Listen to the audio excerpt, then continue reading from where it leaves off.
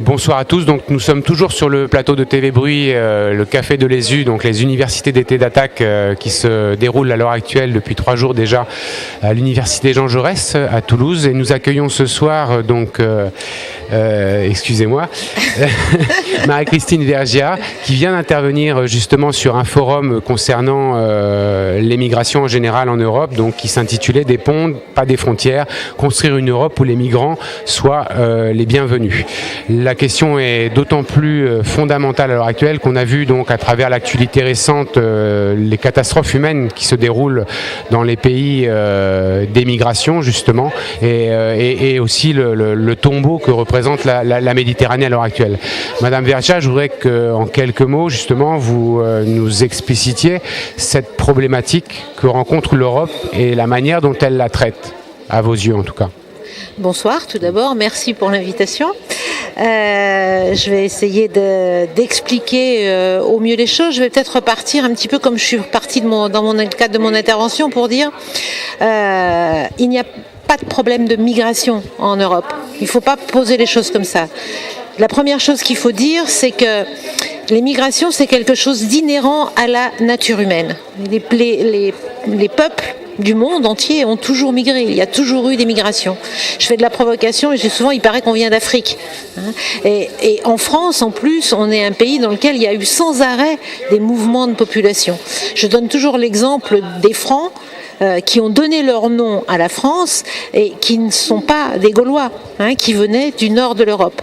Et cette histoire des Francs est très symptomatique de ces mouvements de population qu'on a connus notamment dans les 10 premiers siècles de notre ère, avec des gens qui étaient poussés par d'autres en permanence pour X raisons, et notamment pour des raisons de misère économique, de changement climatique, etc. Les mêmes problématiques qui sont les nôtres aujourd'hui. Le deuxième élément qu'il faut mettre en avant, c'est de dire le plus grand mouvement migratoire connu dans l'histoire moderne, c'est entre 1850 et la Première Guerre mondiale, l'émigration européenne. 50 millions d'Européens ont migré à cette époque vers d'autres continents. Et on sait que ce n'a pas toujours été des parties de plaisir pour les pays dans lesquels qu'ils ont été colonisés d'une certaine façon, que ce soit dans toute l'Amérique, du Nord comme du Sud, que ce soit en Australie, en Asie et ailleurs. Donc je crois qu'il faut aussi avoir ça présent à l'esprit. Par ailleurs, il faut resituer les chiffres dans leur contexte global. Resituer les chiffres dans leur contexte global, c'est dire qu'aujourd'hui, il y a 244 millions de migrants internationaux dans le monde. De personnes déplacées ou de migrants ? De migrants. Migrants internationaux, c'est-à-dire de personnes qui ont quitté un État pour aller vivre dans un autre pour une période au moins supérieure à 1 an. Aujourd'hui, l'État, c'est 244 millions de migrants internationaux. Ça peut être des migrants qui ont migré il y a 20 ans, 30 ans, 40 ans, 50 ans et plus.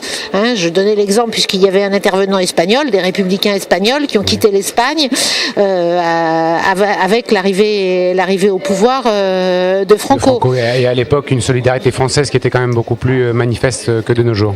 Faudrait pas trop regarder de très près parce que ils ont quand même pas été si bien accueillis et que c'est des mobilisations citoyennes qui ont permis que tout se passe bien en réalité, beaucoup plus que l'effort de l'État. Il y avait des camps. Il y avait des camps conservés après pendant toute la Deuxième Guerre mondiale, y compris pour l'internement des Juifs, etc. Donc on a tendance à oublier notre propre histoire, mais c'est un exemple parmi d'autres. Beaucoup de ces républicains espagnols sont devenus français et aujourd'hui vivent en France, ont des descendants français, etc. Même chose avec les Italiens, avec des Polonais.